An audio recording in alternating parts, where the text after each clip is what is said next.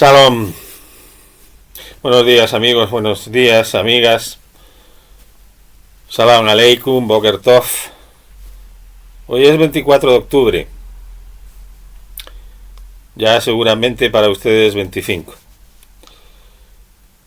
Daremos marcha atrás con celeridad al cambio de posición adoptado en 2022 por España con respecto al Sáhara Occidental y utilizaremos todos los canales de influencia en el conflicto para apoyar plenamente el derecho a la libre determinación del pueblo del Sáhara Occidental en el seno de las Naciones Unidas, impulsando el trabajo del la MINURSO y tanto en las instancias regionales como en las relaciones bilaterales con la vecindad sur. ¿Saben ustedes en dónde figuraba este texto? En el programa electoral de Sumar. Hoy hemos conocido el acuerdo de investidura entre Sumar y el PSOE de Pedro Sánchez. No hay ni siquiera una mención a la cuestión del Sáhara Occidental.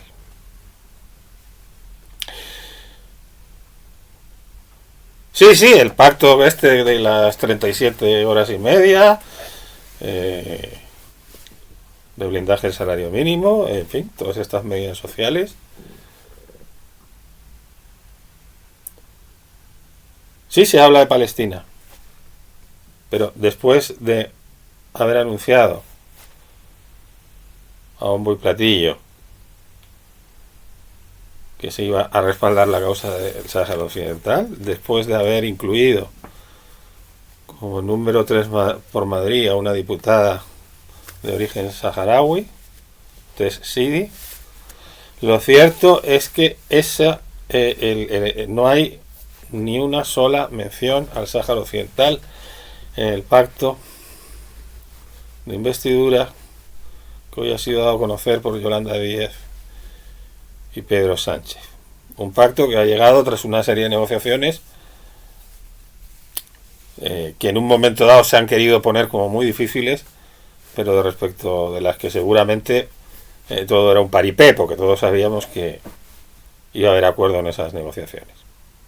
Un poco más difícil parece que es el que se alcance también un pacto con el partido de Carles Puigdemont, con Junts, con nuestro vampiro favorito, refugiado en el castillo de Waterloo. Hoy mismo se ha sabido que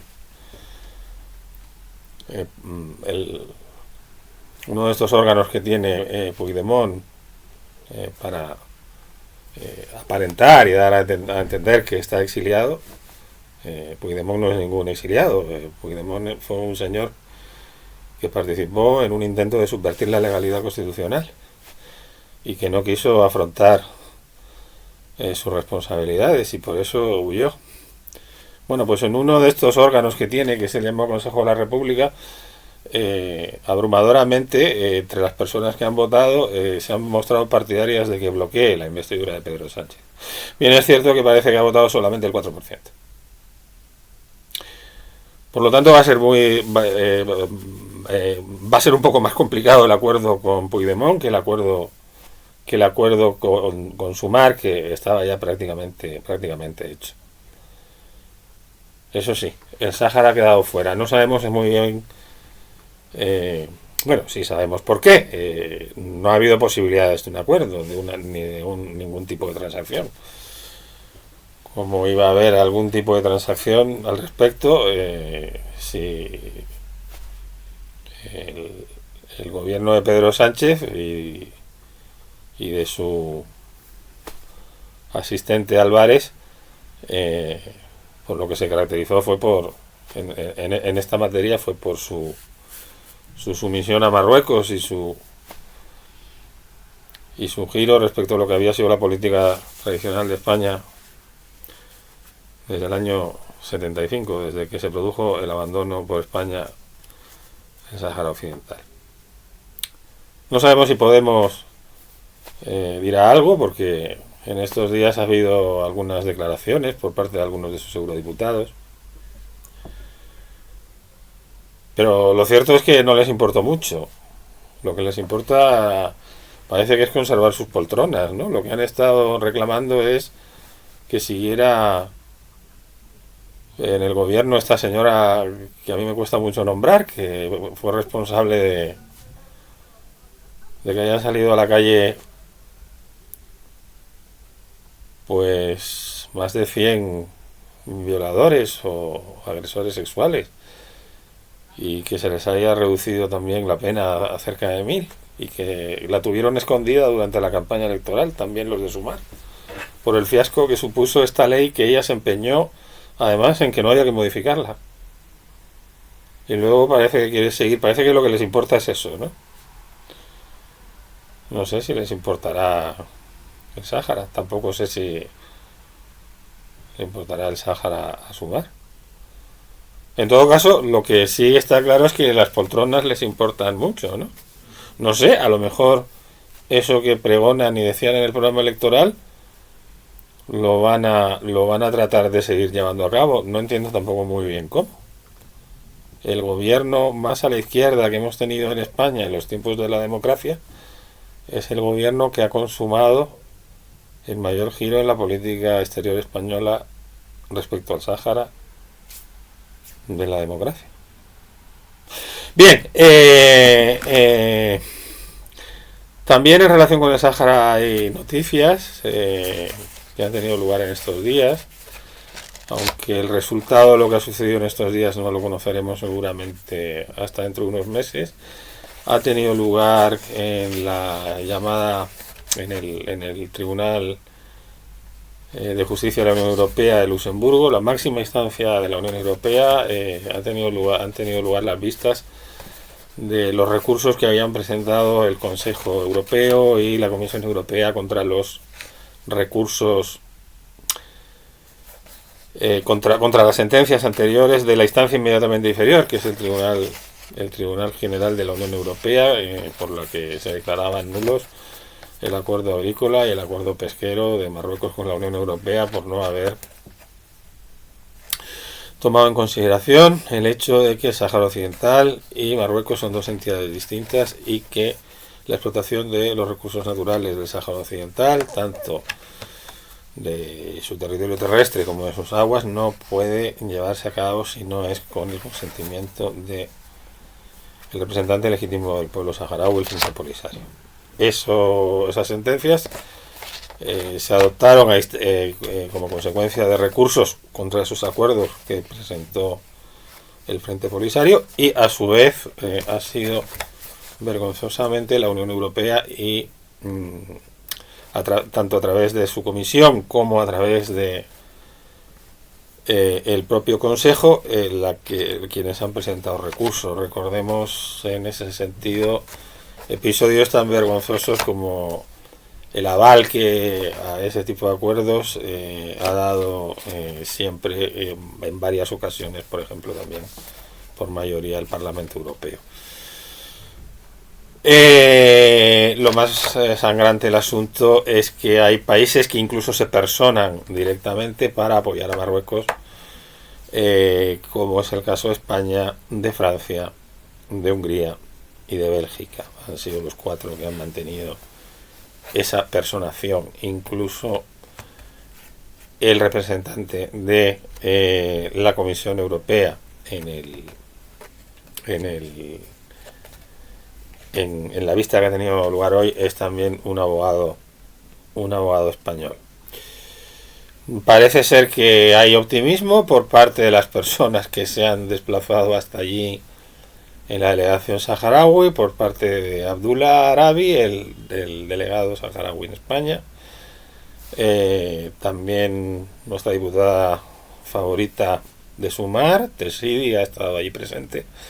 Y se espera que haya una sentencia favorable, aunque las presiones a las que va a estar sometida la Unión Europea en los meses que vienen van a ser grandes. Y lo que es un poco sospechoso es que la Corte se va a tomar su tiempo. Hay primero una opinión que da la llamada abogada general de la Unión Europea, que al parecer hoy ha estado muy inquisitiva y ha estado muy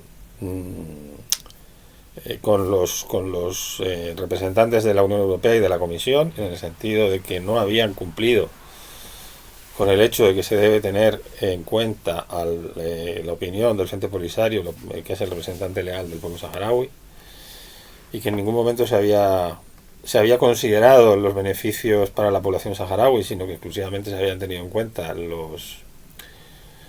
el hecho de si podía haberse beneficiada de alguna manera, lo cual se había hecho siempre arbitrariamente, puesto que se había hecho mediante consulta a órganos de las fuerzas de ocupación marroquíes y no propiamente saharauis.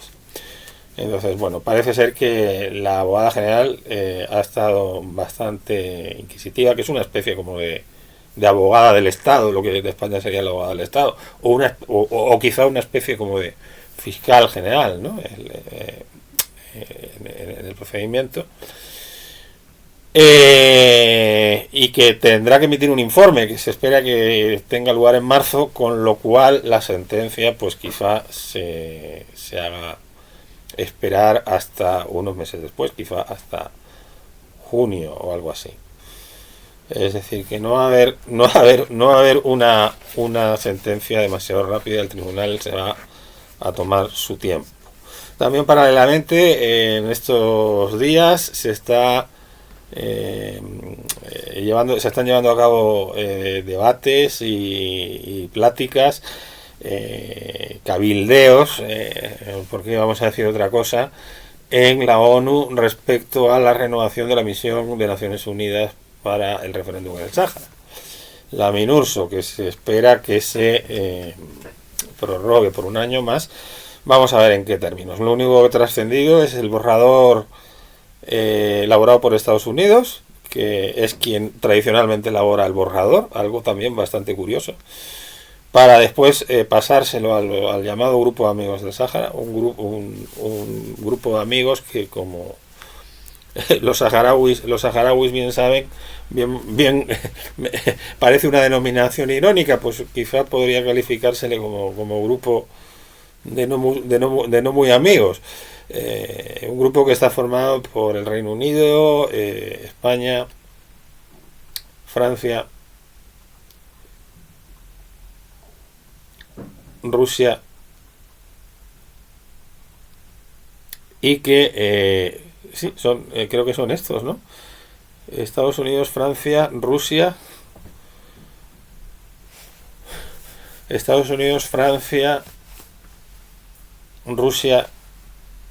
España, Reino Unido. Esos son los 5. Es decir, son los España más los miembros permanentes del Consejo de Seguridad menos China, los que tienen derecho de veto. El único que no está de los cinco que son permanentes y que tienen derecho de veto en el Consejo de Seguridad es China, y en su sustitución está España, que está en ese grupo, forme o no forme parte del Consejo de Seguridad, porque se le considera, se le tiene en cuenta, ¿no? Al margen del hecho de que al ser potencia administradora siempre está, al seguir siendo potencia administradora de jure, pues esa consideración le hace estar presente siempre en los debates del Consejo de Seguridad.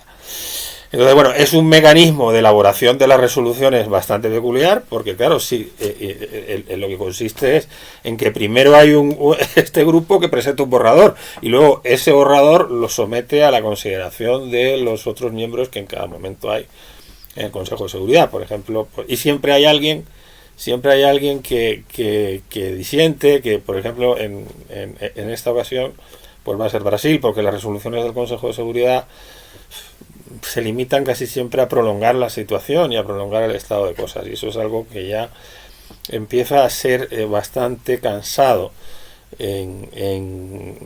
para el pueblo saharaui. No les voy a contar que lleva 40 años y que lleva en esta situación desde que en el año 91 se firmó el plan de paz, sin que haya ningún tipo de avances, y con Marruecos obstaculizando absolutamente todo.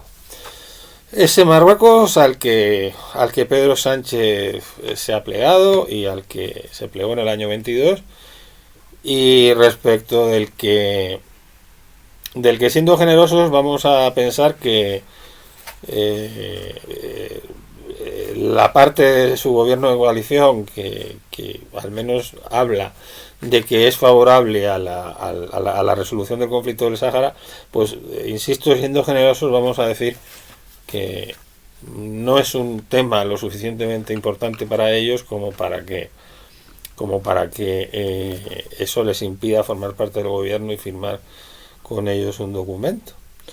Aunque y en ese documento bueno, está ausente obviamente la cuestión del Sahara. Habría que saber qué es lo que le parece este asunto pues a Tessidi, a nuestra diputada de Sumar favorita, insisto.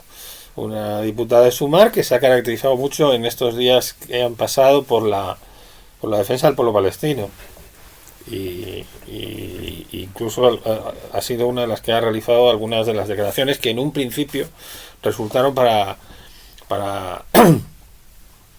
algunos otros para algunos otros partidos más polémicas, en el sentido de que no se está condenando con suficiente ahínco la actuación terrorista por parte de Hamas el día 7 de octubre, que de alguna manera supuso la espoleta para toda esa feroz y atroz represión posterior que está llevando a cabo Israel.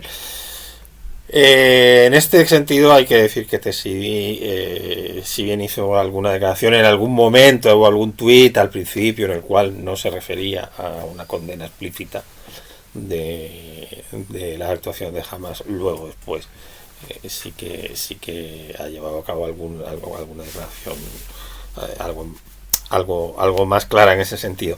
Sin embargo, queremos llamar la atención sobre dos cosas. Ya lo dijimos en algún anterior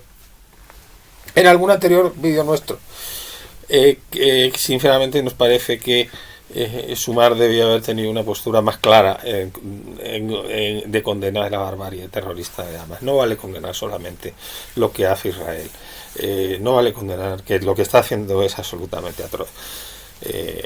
Israel tiene no el derecho exactamente a defenderse. Israel tiene el derecho a buscar a las personas que han llevado a cabo esos atentados atroces y someterlos a juicio, por supuesto, pero por supuesto no tiene el derecho a llevar a cabo esa represión tan absolutamente atroz que está llevando a cabo. Pero tenemos que tener en cuenta también con lo que se ha encontrado Israel, que fue una matanza de 1.300 personas. Si nos fijamos en los números, por supuesto que han ido subiendo los números en la franja de Gaza, se ha ido todo descontrolando total y absolutamente, y de una manera que nos debe avergonzar como seres humanos. Pero debe condenarse todo tipo de violencia. Y en mi modesta opinión también debe tenerse en cuenta que Hamas es una organización totalitaria, me parece a mí, en su mayor parte.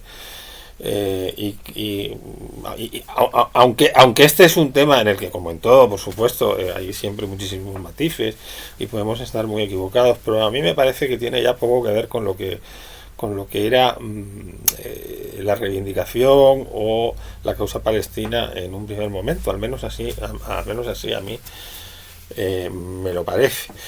Lo cual no quiere decir que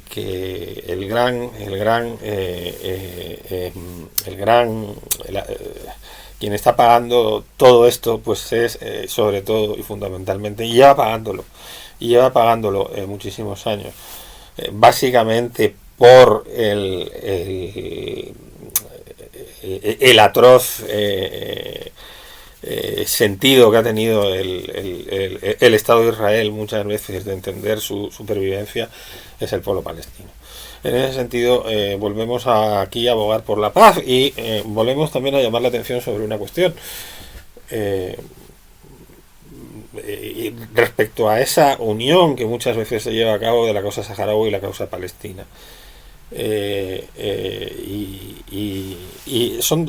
es que son dos causas distintas, son dos causas bastante distintas, aunque haya gente que las considere parecidas. Incluso yo llegaría a decir que tal como actualmente quizás nos parece que algunas veces la causa palestina está siendo abducida por el integrismo islámico, podría llegar a ser contradictoria. Es decir, lo cierto, y es que además lo cierto es que yo me gustaría verlo, o sea, si lo hay, me encantaría que alguien me lo mostrase, pero no he visto nunca un respaldo oficial o un respaldo por instancias mínimamente representativas del movimiento de resistencia palestino respecto a la causa saharaui. Veo habitualmente el respaldo de la oficialidad saharaui a la causa palestina, cosa que además entiendo porque es una causa árabe, y una causa general, es una causa general de todo el mundo árabe, pero no he visto nunca lo recíproco, ni lo veía en la época en la época de Yasser Arafat, en la que alguna ocasión tuvo, por ejemplo, en la Liga Árabe, de dar su respaldo a la causa palestina y no se lo dio. Ni tampoco lo vi, quizá era por no incomodar a Marruecos, por no incomodar al comendador de los creyentes, ni tampoco lo he visto nunca en esta otra época posterior por parte de Hamas. Y bueno, y si tenemos en cuenta que Hamas es en cierto modo un pariente de movimientos como los hermanos musulmanes, movimientos como Al Qaeda, o como el Estado Islámico, aunque esto último quizás sea ir demasiado, quizás sea dar pasos un poco más allá de la cuenta, pero lo cierto es que es un movimiento en el que el factor religioso, el factor teocrático, ese factor tiene un gran peso, y este factor lo que considera es que hay un único pueblo árabe, y que es la llamada UMA, y que ese único pueblo tiene que tener un solo gobierno, y entonces el hecho de que se produzca la existencia de distintos estados. Yo es que se lo he escuchado a representantes palestinos en alguna ocasión, en mesas redondas en las que curiosamente había un representante saharaui en aquella ocasión que no dijo ni pío. Entonces, ¿cómo puede una causa que es una causa nacional, como hay otras causas nacionales dentro del mundo árabe, o dentro del mundo musulmán, como puede ser la causa de los kurdos, evidentemente no se ha caracterizado nunca por su integrismo, siempre han sido musulmanes moderados, y es normal, porque en el momento en el que la religión se convierte en algo totalitario, que es un problema que todas las religiones pueden siempre tener, pero que en el Islam a mí me parece que si no evoluciona un poco, en el sentido que en un momento determinado lo hizo el cristianismo, en el Islam está siempre ahí un poco latente, pues ¿cómo va a haber una causa nacional si esa causa nacional está absolutamente teñida en lo religioso, cuando desde el punto de vista religioso de lo que se trata es de que haya un solo pueblo musulmán? Entonces, bueno, me parece que deberían, en fin, me parece muy bien que respalden la causa palestina. Yo soy el primero que también, y lo hemos dicho aquí en algún otro vídeo, creo que en el problema de Oriente Medio, en el conflicto entre israelíes y palestinos, quien ha pagado, quien ha sufrido más y quien ha sido más perjudicado y quien se ha cometido la gran injusticia es básicamente con el pueblo palestino, aunque en fin, aquí también somos partidarios de que el Estado de Israel también tiene derecho a existir. Es lo que dicen las resoluciones de la ONU, del mismo modo que esas mismas resoluciones de la ONU que no siempre se aplican, porque porque la ONU está dominada son los estados, y son básicamente también los estados que están en el Consejo de Seguridad, pero también las resoluciones de la ONU de lo que hablan desde siempre es de que el pueblo saharaui tiene derecho a decidir libremente su futuro y a ejercer su derecho a la autodeterminación, y esto lo hacen también en base a ese dictamen que emitió el Tribunal Internacional de La Haya en el año 75, en el que se dejaba bien claro que con anterioridad a la presidencia española no estaba acreditada la soberanía de Marruecos en el Sáhara Occidental en modo alguno, y que por lo tanto procedía a la autodeterminación. Dictamen del que se emitió y que se dio a conocer curiosamente el mismo día en el que Hassan II anunció la llamada Marcha Verde. Es decir, que se pasó absolutamente por el arco de triunfo el dictamen de La Haya. Es más, incluso lo manipuló sacando un pequeño párrafo que hay en un momento dado en el cual se habla de que efectivamente hay algunas tribus, no todas, algunas tribus que tenían algún tipo de lazos religiosos con el sultán de Marruecos. Algunas tribus, no todas. Pero que eso no quería decir que hubiera ningún tipo de soberanía. Del mismo modo que también en el dictamen se habla de que hay algunas tribus del sur que tenían unas relaciones comerciales con el llamado complejo mauritano. Pero ni unas relaciones ni las otras implicaban el que hubiera ningún tipo de soberanía territorial, ni de Marruecos ni de Mauritania, sobre ese territorio que fue una colonia española antes de la colonización española. Bien, ¿por qué estoy diciendo esto? Pues estoy diciendo esto, he llegado a esta explicación, y que lo seguiremos haciendo de vez en cuando, porque siempre hemos pensado que hay que hacer muchísima pedagogía sobre la cuestión del Sáhara. Toda pedagogía es poca, no se conoce bien ni suficientemente la realidad del tema. Y hemos llegado a esta conclusión pues para creo que era pues hablando del tema de Palestina, y hablando de que siendo algo que todos somos partidarios de su defensa, pues también creo que no estaría mal. A mí es que me gustaría en alguna ocasión ver alguna declaración, bien de la parte palestina de Hamas, la parte más integrista, bien de la Autoridad Nacional Palestina, en favor de los derechos del pueblo saharaui, y nunca lo he visto. Bien, como ustedes recibimos comentarios, recibimos alguna vez algún comentario de ustedes. Hay quien nos dice que casi siempre nos dicen que quizás nos alargamos mucho, aunque también hay gente que nos dice que no le importa que nuestros vídeos sean algunas veces un poco largos, porque para los argumentos y para las cosas que queremos decir, pues se nos comenta algunas veces que viene bien, y para el tono que algunas veces le damos, ¿no? Estamos en una fase de pruebas. Esto lo estamos haciendo pues por un mero ejercicio de libertad de expresión, no pretendemos otra cosa. Yo también sé que ustedes tienen muchísimas cosas que hacer. Yo también, no se crean, yo también tengo muchas cosas que hacer, pero me gusta reflexionar con ustedes. Muchas veces se darán cuenta a lo mejor de que yo muchas veces tampoco tengo del todo claro muchas cosas, incluso intento reflexionarlas un poco con la cámara, pues me imagino que ahí estará usted, ¿no? Si estás ahí detrás, si me ves es porque estás, evidentemente, ¿no? Yo confío en que siempre haya alguien ahí detrás, y por supuesto les agradezco muchísimo el que ustedes estén ahí. Quiero hacer una última reflexión,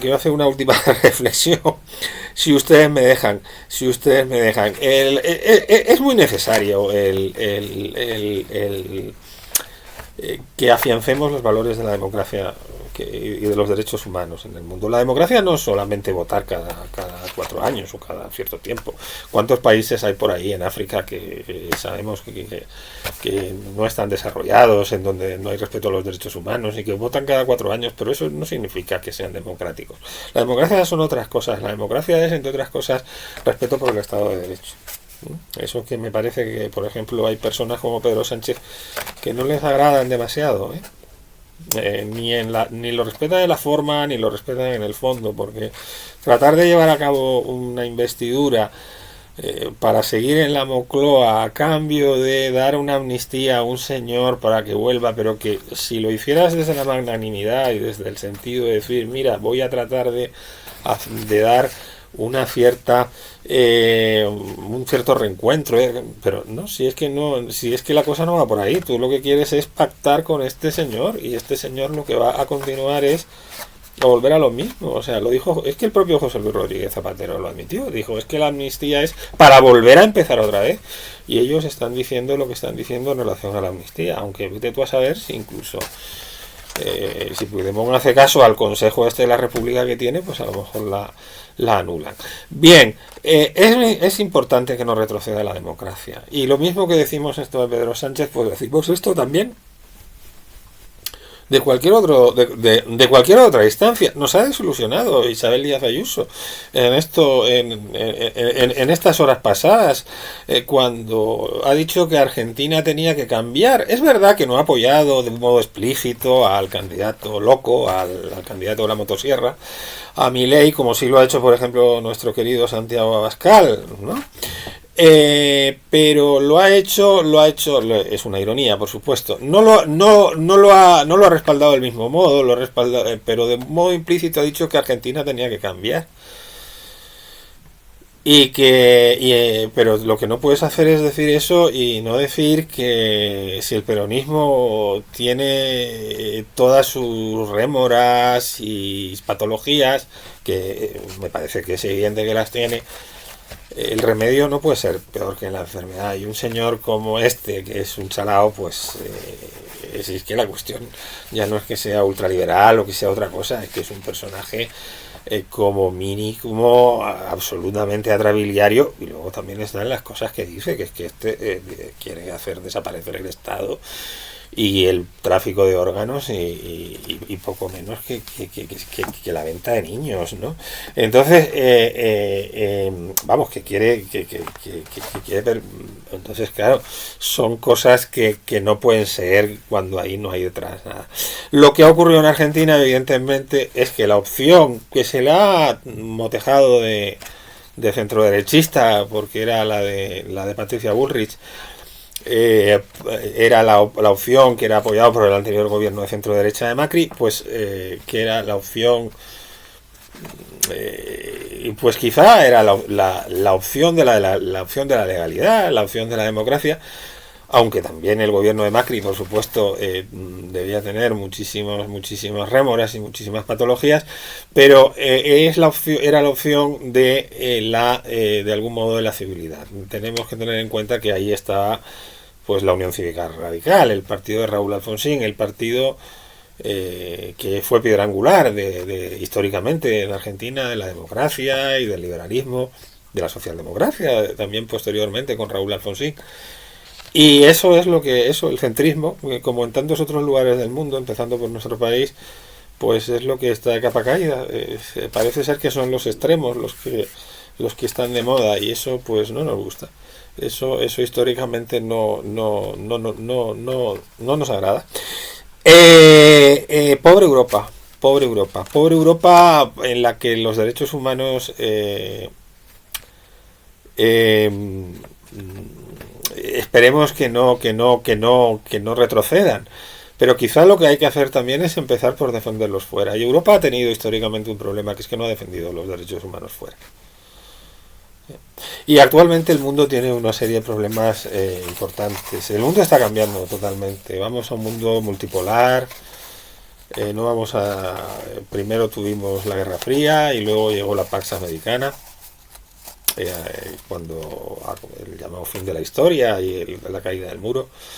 Y luego después esa llamada Pax Americana pues se ha ido fraccionando, ¿no? Y ahora actualmente nos encontramos ante un mundo multipolar, y en donde las medidas se toman de una manera, quizá antes a lo mejor era bipolar o unipolar, pero había un cierto multilateralismo. Ahora lo que hay es quizá unilateralismo en la toma de decisiones, pero hay una multipolaridad.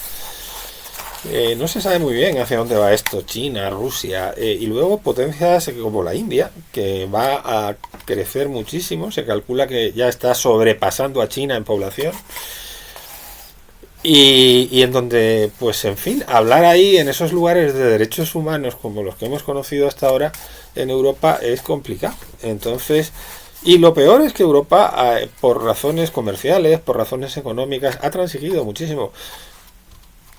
Transige con Israel por razones económicas, por razones estratégicas del tipo que sean. Ha transigido históricamente también con Marruecos en temas que tienen que ver con los derechos humanos, en el trasvase de fondos respecto de los que, por ejemplo, no hay tampoco ningún control.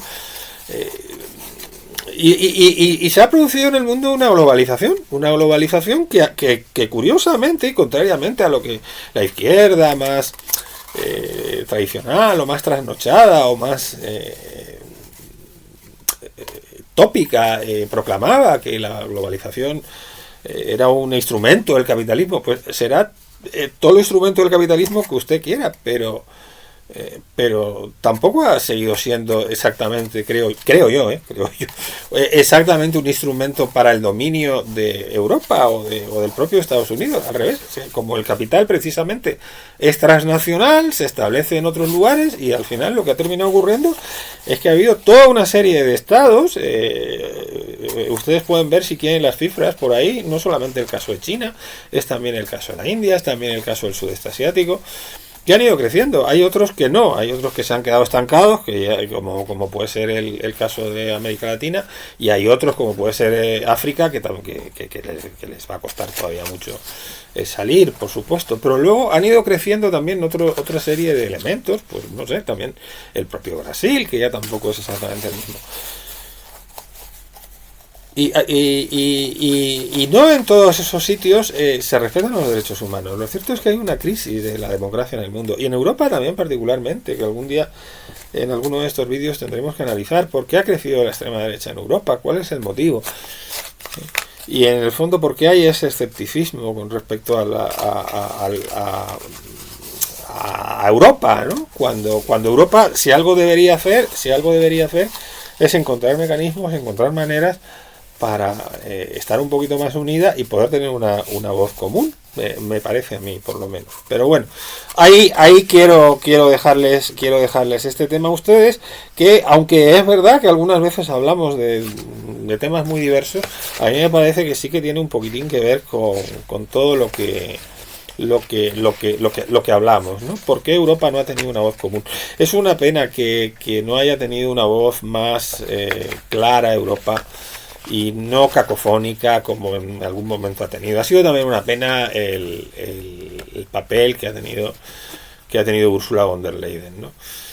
Y que no haya sido capaz de levantar un poquito la voz ante un Estados Unidos que parece que ha sido bastante más complaciente con Israel. Pero bueno, es que la propia Úrsula fue también un poquito complaciente. Hablamos de Úrsula. ¿Hay alguien que sepa quién es Ursula von der Leyen? Me imagino que quienes me están oyendo sí, pero pregunten ustedes por la calle, pregunten a sus vecinos, pregunten a una persona que venga por la calle.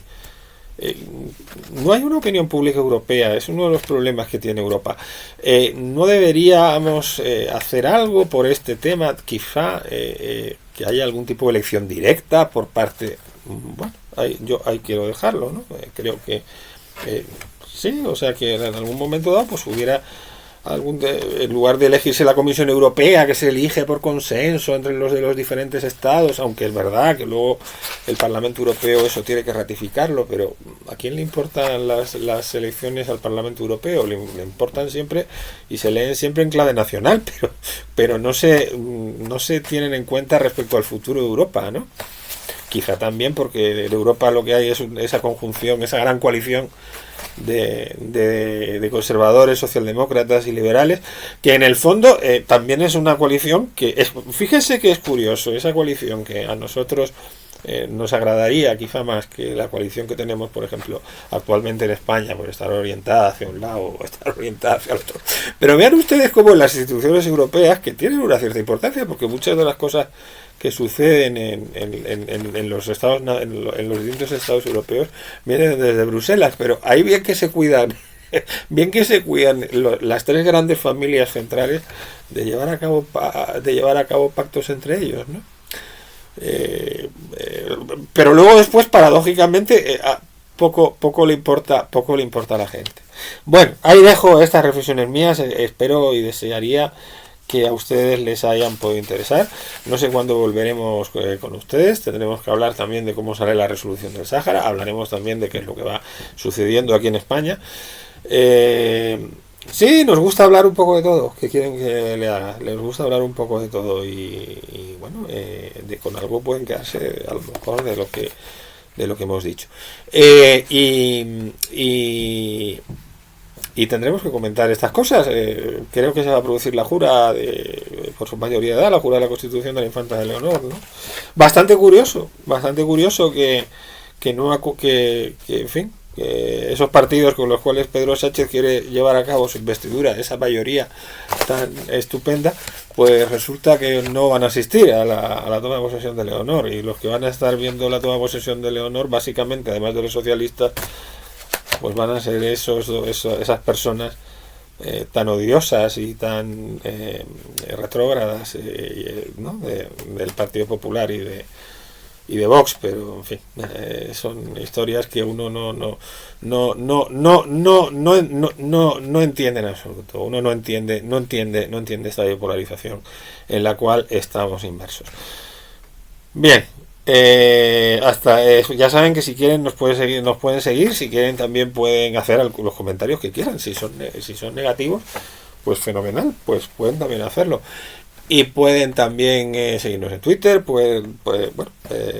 y nada, hagan ustedes todo lo que procuren ser felices, porque eso es también muy importante, lo de ser feliz, ¿eh? Eso sí que les aconsejo que procuren serlo. Y hasta el próximo vídeo.